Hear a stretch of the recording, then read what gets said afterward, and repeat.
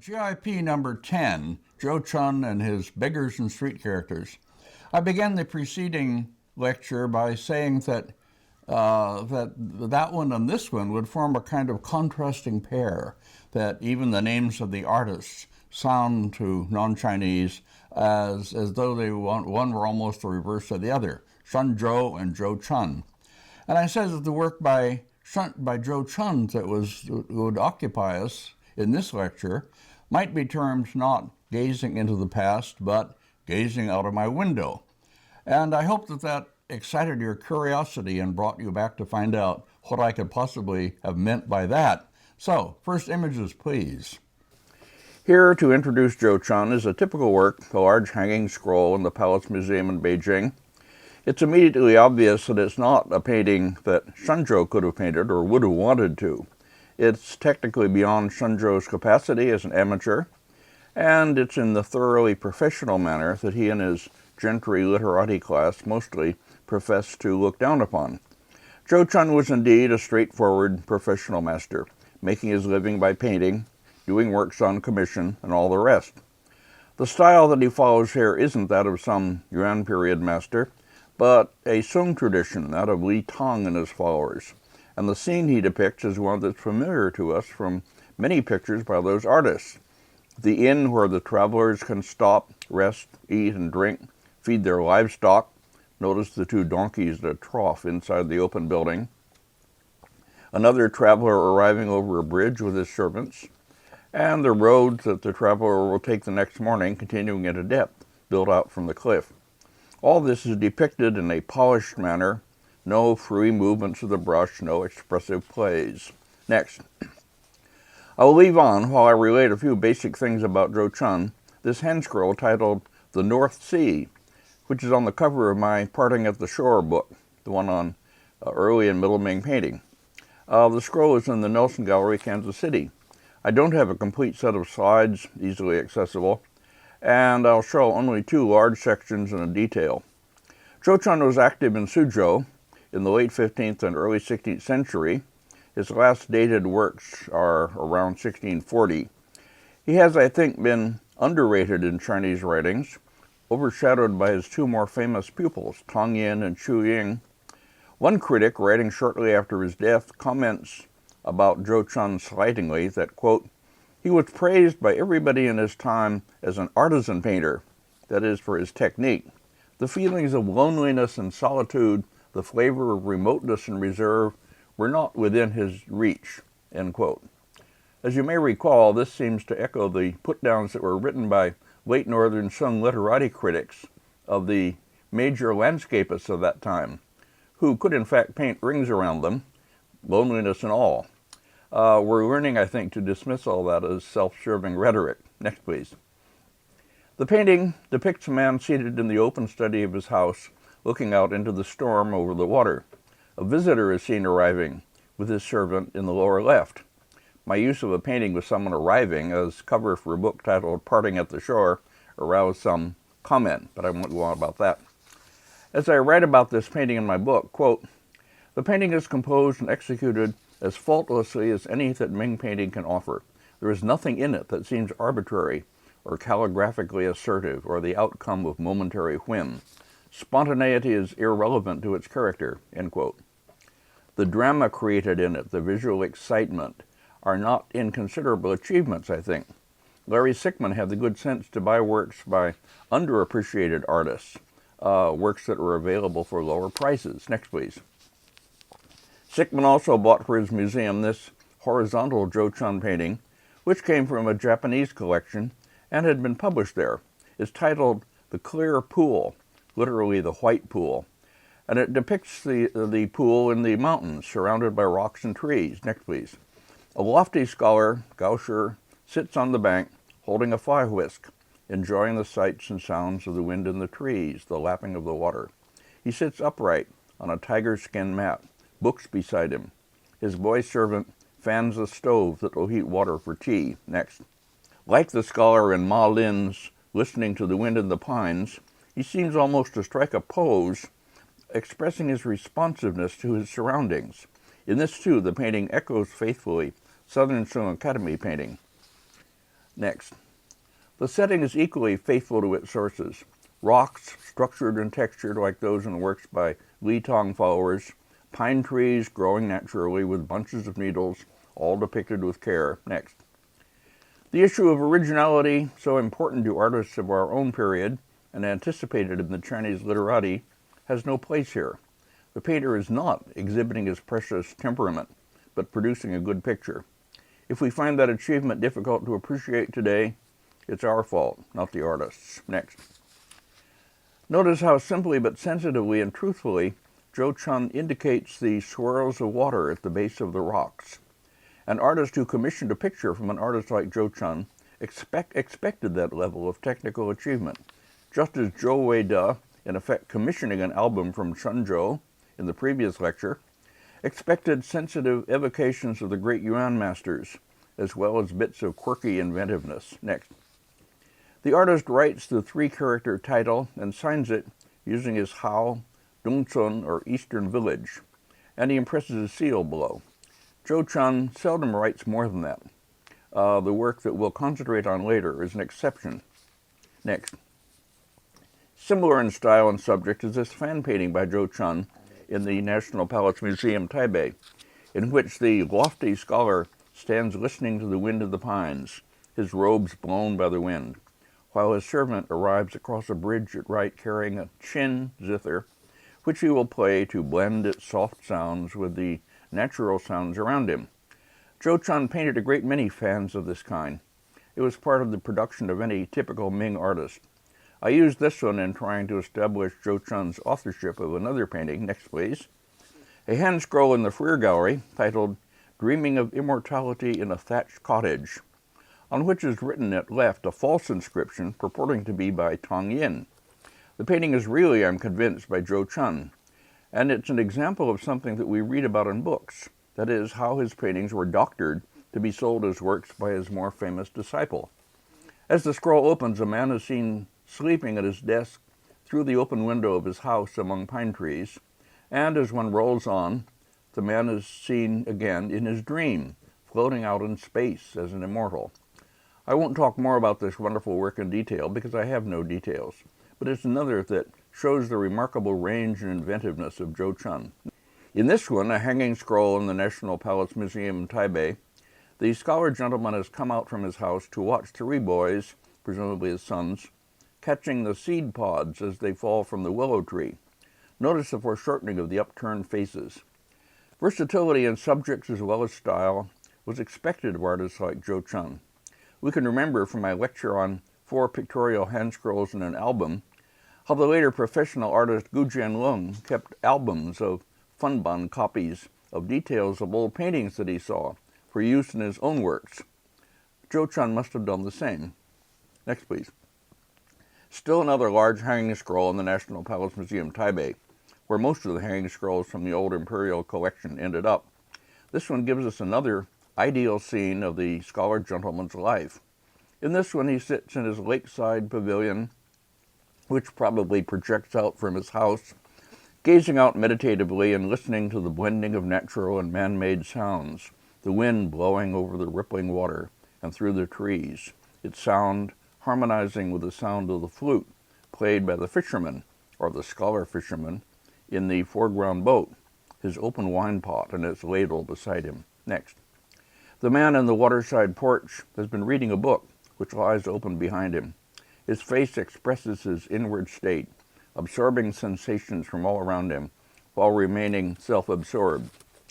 As I remarked in my lecture on Ma Yuan, and elaborated in the first chapter of my Lyric Journey book, the scholar gentlemen themselves never depicted scenes of this kind, even insofar as they were capable of them.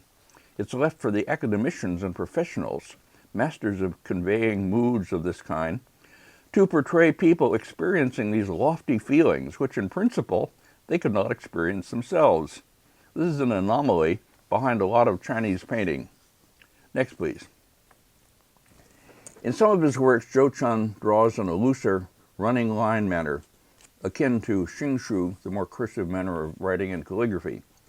In this, he follows the practice of some others of the better professional masters of the Ming, including Wu Wei and Tong Yin. As I write in my book, It has the effect of turning mass into movement. A slight or partial move in that direction can be seen in this horizontal painting in the Taipei Palace Museum, painted in 1639 and centered on a man seen in the open room of his thatched cottage playing Wei Qi with a guest while a servant serves them tea. Next. Through a window at left, another servant is seen working in the kitchen.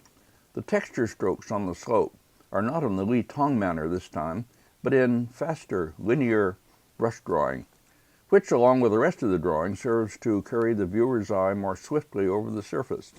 Next. Seen up close, the run-down state of the house is entertainingly depicted. Some of the plaster covering the outer wall has fallen away, revealing the piled-up tiles beneath. The vertical supports are unfinished logs, and rags and pots hang untidily above them. Zhou Chun shows himself to be adept at a kind of quick anecdotal drawing. We'll see him using it brilliantly in his pictures of beggars and street characters. Next. Beyond at the right, another man, bent with age and holding a staff, crosses the simple bridge. More figures are seen in houses further back. Here again, the effect of wind is shown in the ruffled surface of the water, which softens and fades into distance. Next. The fast-running linear manner and its effect of adding visual stimulation to the picture are seen more strongly exemplified in this hand scroll in the Taipei Palace Museum titled Enjoying the Dusk. The title is written by the artist in this inscription, not included in this image. It's a further move into what I term in writing about it in my book the scribbly manner, a term I don't mean pejoratively. The old scholar gentleman has come out of his house in the evening to sit enjoying the cooling wind and gaze into the band of fog. I write about it in my book as, quote, an entertaining performance in which the landscape materials are reduced almost to pure linearity. Since the nature of the drawing works against the convincing rendition of space as well as mass, Zhou Chun introduces an archaically hard-edged passage of fog between near and far grounds to compensate for the lack of depth, end quote. And I continue, interestingly I think, I couldn't write this way today, quote, in the strong, flat design produced by the heavy delineation and simplification of form, the painting resembles late works of Shenzhou and probably reflects his influence. Shen, whether or not he was still alive when this was painted, was no doubt still the most prestigious figure in Suzhou painting circles, end quote. I had sorted out early and middle Ming painting in my head when I wrote this book, to the degree that I could discern large social and chronological patterns that would escape me now, just as they escaped or proved difficult to be accepted by my colleagues at that time. Next. I was able to recognize also subtle relationships between artists working in different regional schools. For instance, in writing about this painting, titled Poetic Thoughts Beneath Pines by a Stream, painted by Zhou Chun in 1534, and kept again in the Taipei Palace Museum. In his longer-than-usual inscription on it, Zhou Chun also makes the unusual claim that he's imitating the brush manner or the style of Dai Jin. It was unusual for an artist in one local school to be imitating the style of a master in another local school. Dai Jin, who had worked about a century earlier in nearby Zhejiang province, after which the school he founded came to be called the Just School. Next, please. Here is a painting by Dai Jin in the Shanghai Museum, which I've shown already in previous lectures, with an inscription by the powerful late Ming critic and artist Dong Xichang, beginning, quote, the professional artists, that is Huashi, a condescending term for them, the professional artists or Huashi of our dynasty all take Dai Wen Jin to be a great master, end quote. He goes on, but that's as much as I want to quote. He implies, as I noted before, that he and his fellow literati, connoisseurs, know better. But that comment, of course, agrees with Zhou Chun, a Suzhou or Wu school artist, doing a painting in the style of Dai Jin. Next, please. This well-known painting by Dai Jin, titled Returning Late from a Spring Outing, and in the Taipei Palace Museum, is a better comparison with Zhou Chun's picture for style, the same mode of composing out of large, flat forms of equal weight, the same use of tall trees, of foreground versus further hilltop, and so forth. Next. A detail of Zhou Chun's picture in which the two gentlemen are seen sitting and talking on a bank beneath the pines, while a servant in a cave below at right prepares things for them to eat and drink.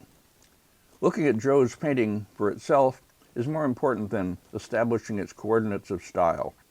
Writing about this painting by Zhou Chun in my Parting at the Shore book, I discussed the ways in which it is more true to its Southern Song prototypes, paintings by Ma Yuan and others, than any by Dai Jin could have been.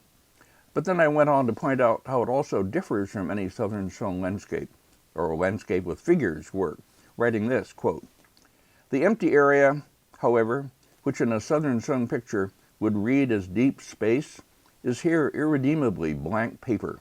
The clues with which the painter surrounds it are not the right ones to project us imaginatively into depth.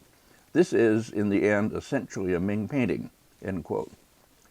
I remember some reviewer quoting that observation with approval as an example of how effectively I could do such style analysis and write about style in paintings. My colleagues who wrote reviews of my books were likely to praise my treatments of style in this way, while then going on to say, "Why, when he does this so well, can't he be satisfied with just doing this? Why does he have to go on and give us those wrong-headed arguments of his?" Haha, next. Finally, before we turn to the work by Zhou Chun that is the main subject of this lecture, and still another hanging scroll by him in the National Palace Museum in Taipei, this one painted in ink on paper, in a style that is unusual for him, far from the Li Tong-like Song-derived style with which we began. And I'm not attempting, by the way, to do these chronologically. This isn't necessarily later than the others. Here he seems to be moving even more into the terrain of the scholar amateurs, combining the running line manner with heavy dotting, both for trees and as an all-over application that gives a surface resonance, more like what a scholar amateur might do. The mountain forms also, and their build-up from bottom to top, seem to be derived more from some compositionally strong scholar amateur, such as Huang Gongwang, than from Li Tong and the Academy Masters. Next. Zhou Chun's signature is the usual simple one, giving no clue to why he is painting in this unusual style. But a long poetic inscription in the upper right, written by somebody else, suggests that the painting was done for some cultivated literatus, for whom Zhou Chun probably adapted his style, as he was quite capable of doing whenever he chose to, into one that he thought the recipient would especially enjoy. Sometimes a group of friends would commission a work from an artist for presentation to someone on his birthday or another occasion. This may be such a work. And that ends the first part of this lecture, a general presentation of Zhou Chun's landscapes with figures, the works for which he is best known. Now we come to his most unusual work, his most unconventional, rule-breaking, and brilliantly original work, his album of beggars and street characters. Next, please. The work was originally painted on large album leaves, folded down the middle in the usual way, one figure on each side. 12 of these for a total of 24 figures. We know from copies that several more figures were originally part of the series, but are no longer part of it. The artist's inscription follows the last leaf. They are painted in ink and colors on paper, each leaf about 40 centimeters in height. The work is now divided into two parts, one owned by the Honolulu Academy of Arts, the other by the Cleveland Art Museum. Next, please. The separation of the album, or the hand scroll, into two parts is, as the knowledgeable among you might expect, the work of the eccentric dealer Walter Hochstetter, seen here in a photo made during the period when I knew him best, that is the 1960s, 70s, 80s. He died some years ago, and I received this photo from one of his sons now living in Australia. He was well known for doctoring paintings, removing or repainting places that he didn't like in them, and for dividing a work, especially an album or a hand scroll, and selling parts of it to different buyers. He typically took out the leaves or the section he liked best and sold it to a favored customer, then sold the remainder to the one he favored less.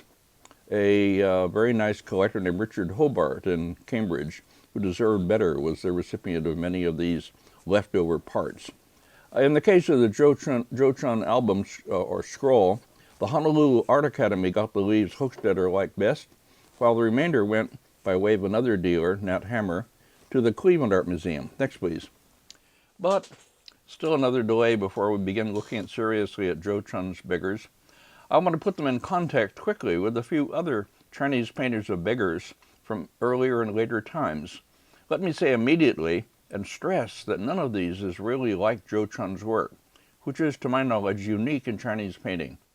And I begin with one of the late 12th century 500 Arhats series of paintings, mostly in the Daitokuji in Kyoto, but a few of them in the Boston Museum of Fine Arts in the Freer Gallery.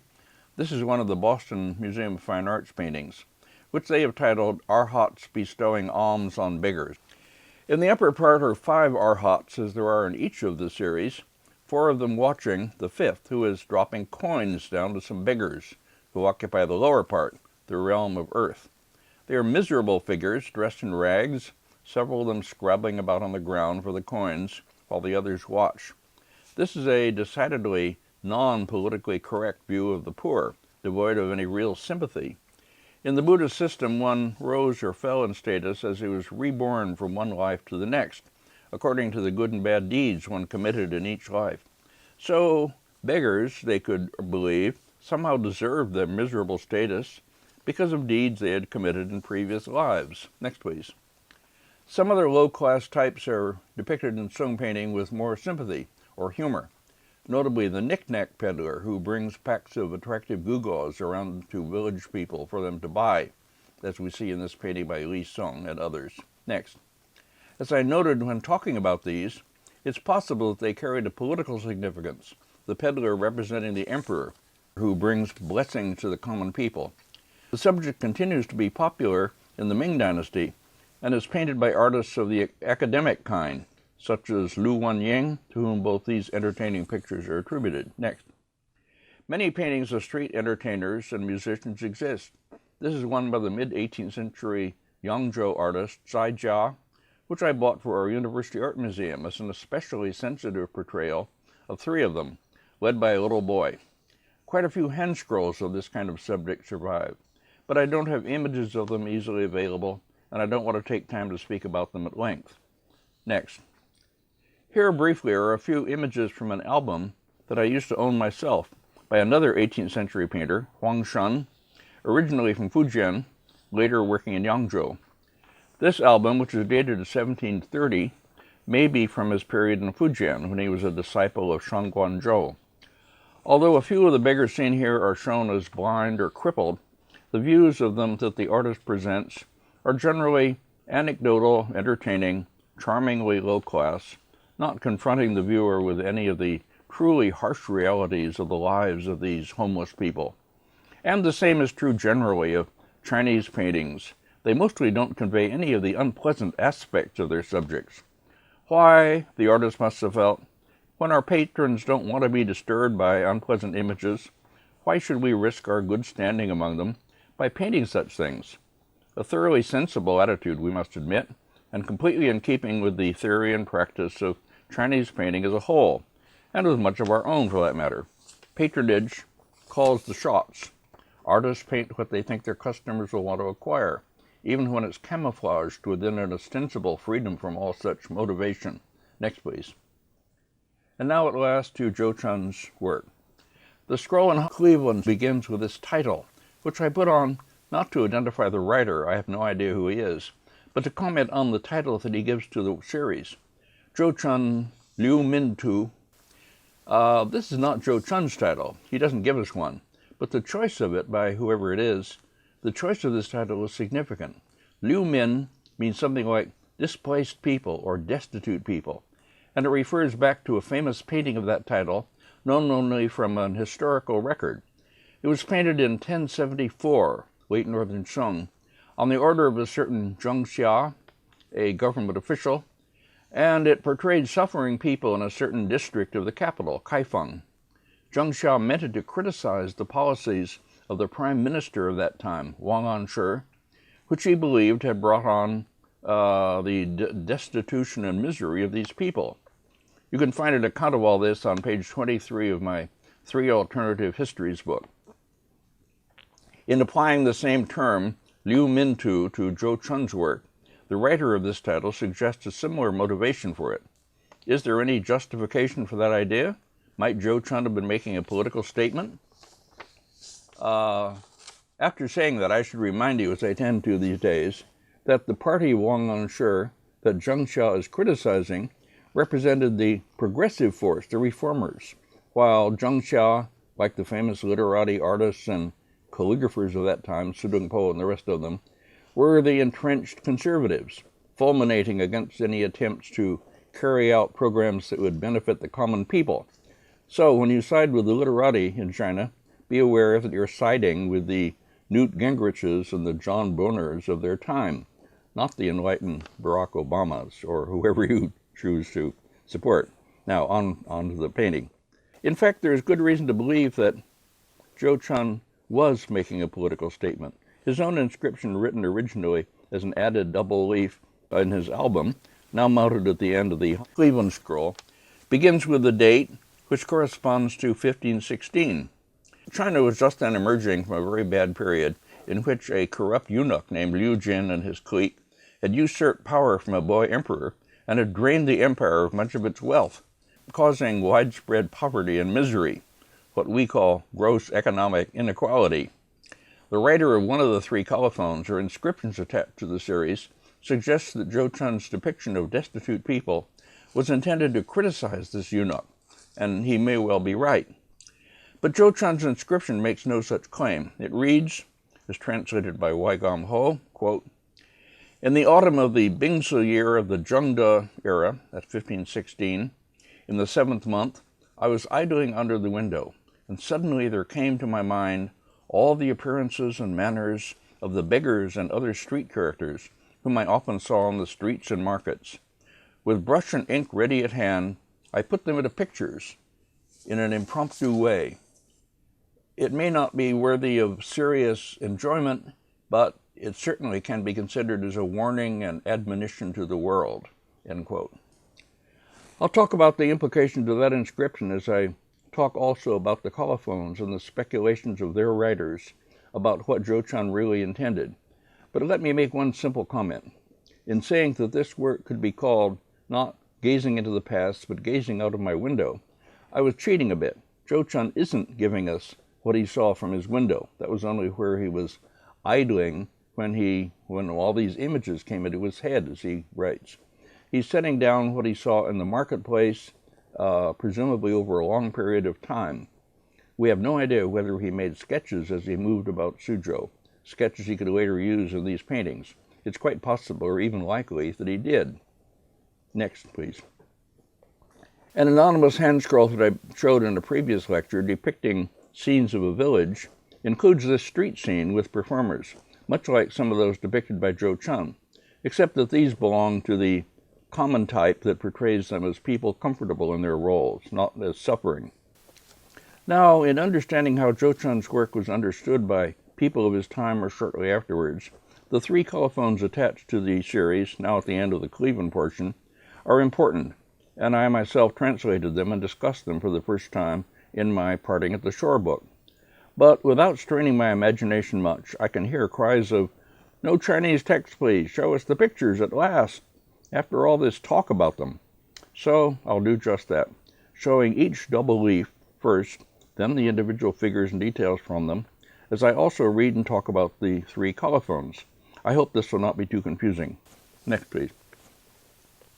The order in which the paintings are mounted now in the two scrolls may not be the original order, but there is no way to determine that. The Honolulu scroll opens with this pair, originally facing each other, on the double leaf spread of the album. Zhou Chun has certainly planned these as pairs, and they work that way, as we'll see. And please understand that I have no real expertise in identifying Ming period street people in Suzhou. Identifying those on Telegraph Avenue in Berkeley is hard enough. So that much of what I'll say about them is speculation, based on simple, ill-informed observation.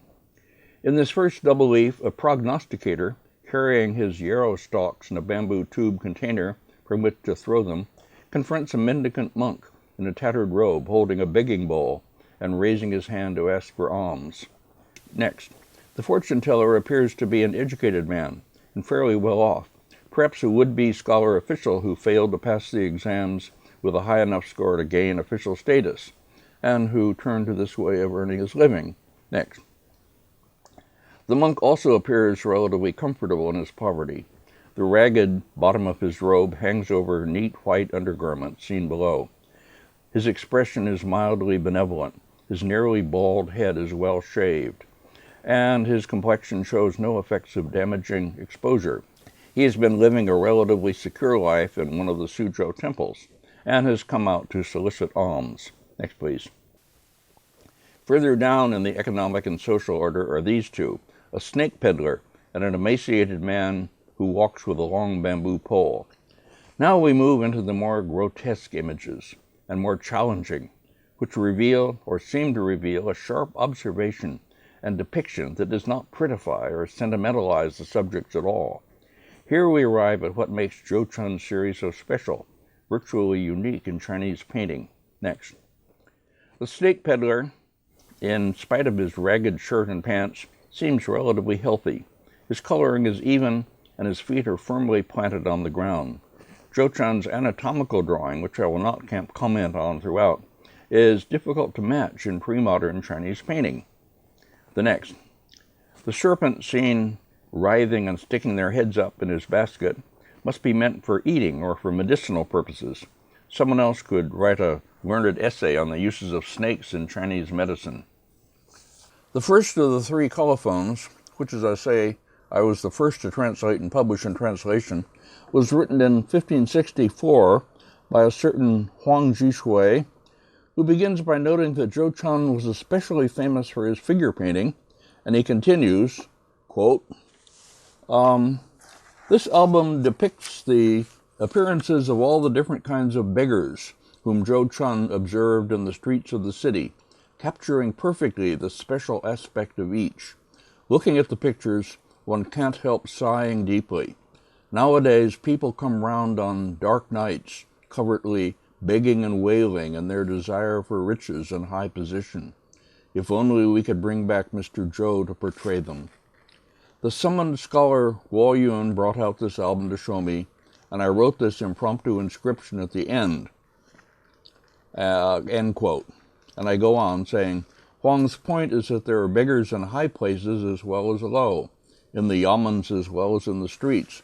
Summoned scholar was a term of respect for one who had been given a post at court.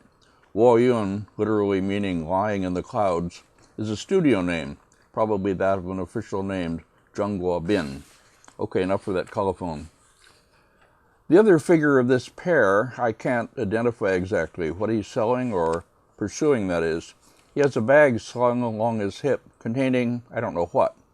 He may be simply a beggar out to solicit money from more prosperous people on the street, impressing them or even alarming them with his gaunt appearance, his twisted face, and his row of crooked teeth in what appears more like an animal's mouth than a human's. Here again we should note the anatomical conviction of Zhou Chun's drawing, the strong sense of muscle and bone structure beneath the skin. What other anatomical drawing had he done over the years to become capable of this? Nothing, to my knowledge, gives us any clue of how to answer that question. Next, please. The second colophon is by the more famous Zhang Fengyi, who passed the exams for official service in 1564. He makes the case for Zhou Chun's paintings carrying the political messages that I mentioned earlier, making the parallel with the Northern Sung painting commissioned by Zheng Xia. His colophon can be translated this way, quote, this album presents us with the many aspects of misery, hunger and cold, homeless destitution, infirmity and emaciations, deformity and sickness. Anyone who can look at this and not be wounded to the heart by compassion is not a humane person. The Bingzi year of the Zhengde era, that is 1516 when the album was painted, was only a few years after the seditious Liu Jin spread his poison. This was the height of Jiang Bin's and Wang Ning's exercising of their brutality. I imagine also that the officials and nobles were seldom able to nurture and succor the common people. Thus, this work by Zhou Chun has the same intent as Zheng Xia's Destitute People. It was meant as an aid to government, and is not a shallow thing. one can't dismiss it as a play with ink. The next painting in the series depicts a homeless person at right who has pulled a root vegetable, some kind of radish, from someone's garden, perhaps, or stolen it at a market, and is eating it. He is one of the relatively healthy-looking street people, with a pot of some kind hung at his hip. I don't seem to have made any details of this figure. Next. The other is one of the most powerful and affecting in the whole series, and is the one I chose to reproduce in color, more or less full-size, in my Ming book. He is a skeletal firewood carrier, carrying a load of fine stalks or sticks of wood for use in starting fires. He carries a broken bowl, perhaps his only possession, in one hand. His emaciation is extreme, to the point that he appears almost like a demon, scarcely human. Zhou Chun understands and conveys the dehumanizing effect of extreme deprivation. Now the third colophon is by Wen Jia. Finally, a colophon by Wen Jia, the son of Wen Zhengming. This colophon is dated 1577, and it reads, quote, "This painting by Zhou Chun depicts the appearances of hungry and chilly beggars in order to warn the world. Huang Jishui takes it to represent those who, quote, come around on a dark night seeking alms, while Zhang Fengyi compares it to Zheng Xiao's picture of the Anshang Gate. These views of the two gentlemen both have their points. In the old days, Tang Yin, whenever he saw a painting by Zhou, would kowtow deeply before it and cry, 'Master Zhou!' So much was he aware of not being able to equal Zhou's divine wonders. This album could not, I believe, have been done by anyone else. I am in complete agreement with Tang Yin's heartfelt obeisance. Such a piece is not to be acquired easily. The qualities that Huang and Zhang point to must be considered beyond the forms of the painting. They are not to be found in formal likeness or in brush and ink." End quote.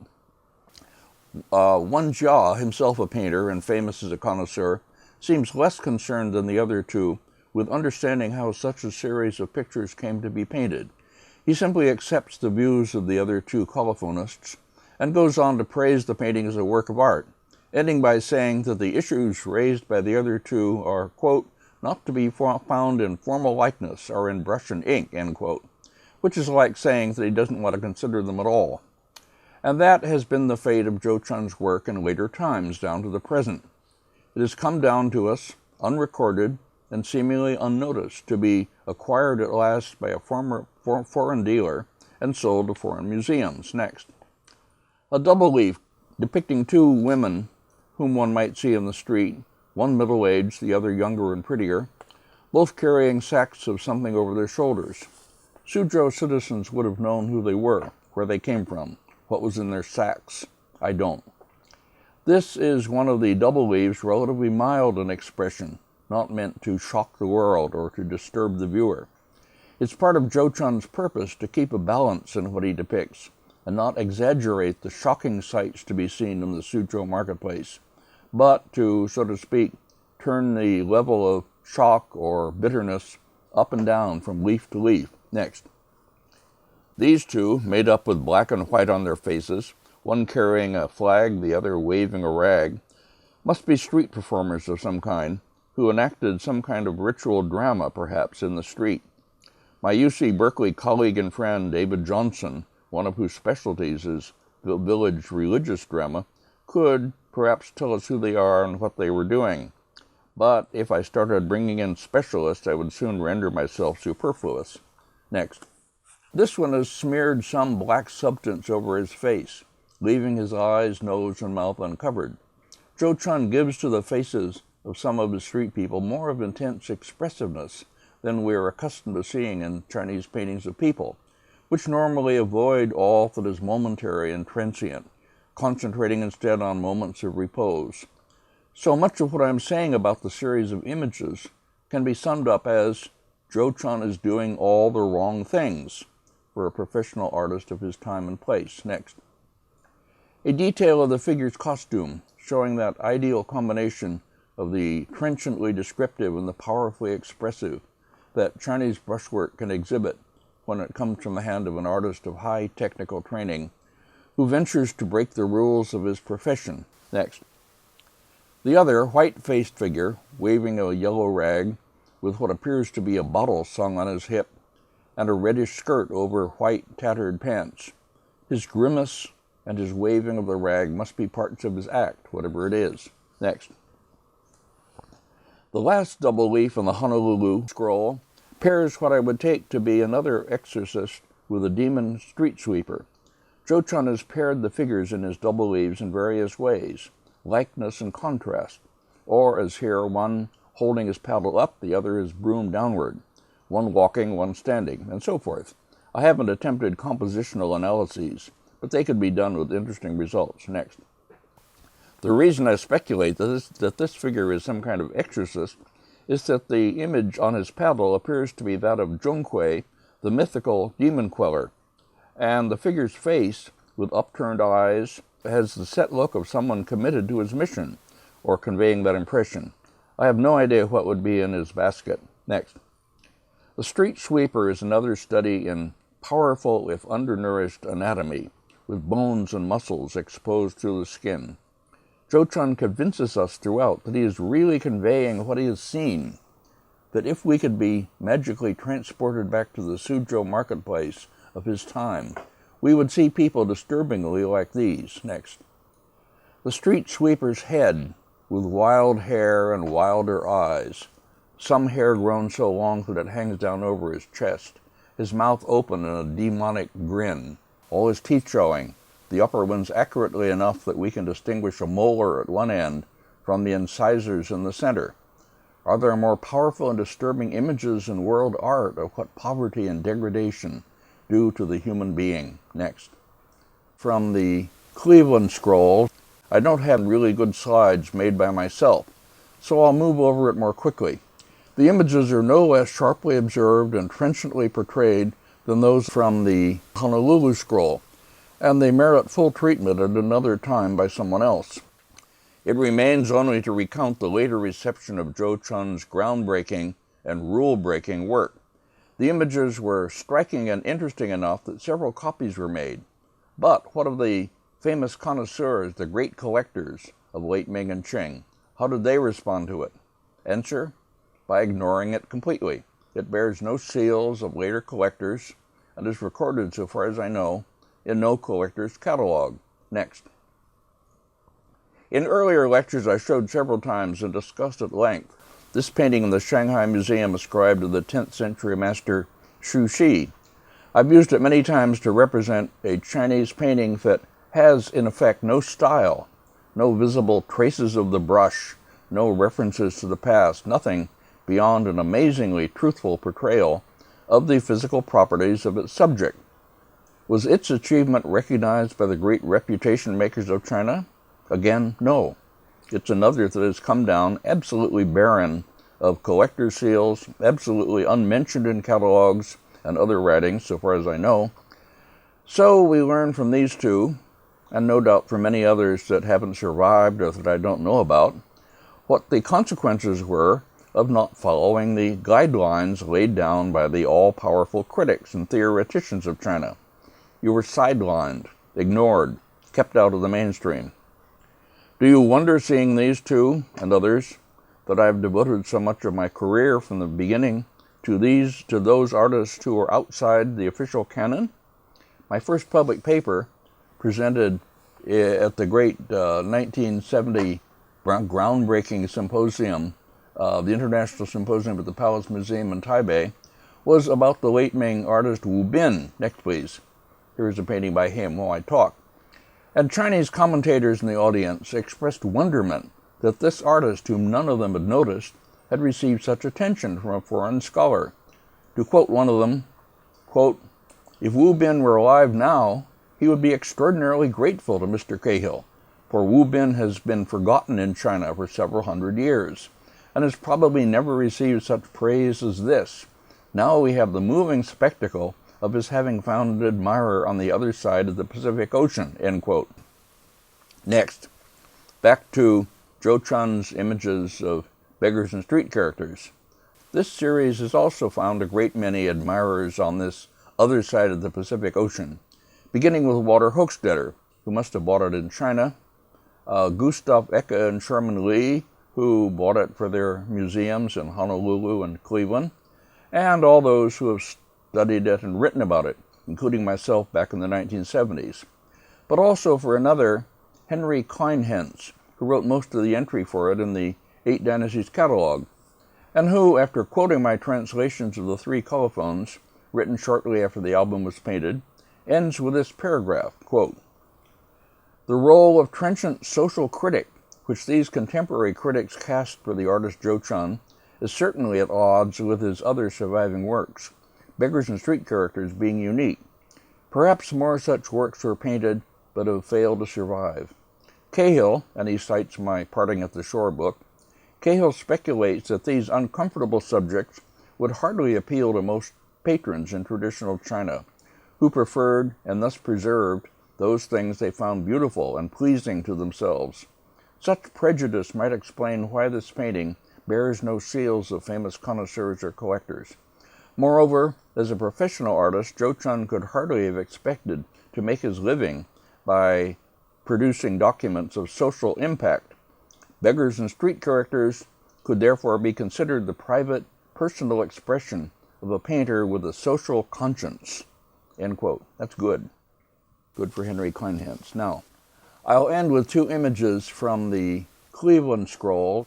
This beggar holding what looks like a rock, but must, I assume, be a piece of bread or something else edible. Another figure presented to us in a hauntingly real, powerfully human image, exhibiting far more understanding of how humans, even the lowest, are constructed out of bone and muscle and flesh and skin than we're accustomed to seeing in Chinese painting. Next, and a far more vivid revelation of how inner life and passion continue to inspire these people, even in their degradation, and communicate itself across the centuries and the ocean to us through the mysterious power of art that transcends boundaries of time and place and conventions. Next, and last, I conclude with this image from the Cleveland scroll, a nearly blind old woman, led by her goat, darkened by age and exposure and disease, one leg badly swollen, leaning on her staff as she makes her difficult way through the streets of Suzhou. And a baby, its tiny face turned inward, its hands reaching upward. A baby suckles at her withered breast. What can it find there to sustain it? And what future can it have in a society and a world that makes such creatures out of people who were born guiltless and deserving? Today is the day after Christmas 2011, and I finished writing this to go off and begin going through my piles of brochures and appeals to fill out forms and write checks for all the organizations and charitable institutions that I support. And if memories of Joe Chun's Beggars and Street Characters remain in my mind and merge with the images in all those brochures of poor and suffering and needy people all over the world whom they are trying to help and whom they can help more if I contribute more, if this makes me write my checks for somewhat larger amounts than I otherwise would have, we will have one more example of the power of art to improve people and their actions, however slightly and however fleetingly. And for that, finally, you'll have to take my word, since you can't see my checkbook. But believe me, it's the truth. Merry Christmas and Happy New Year 2012 to you all from James Cahill.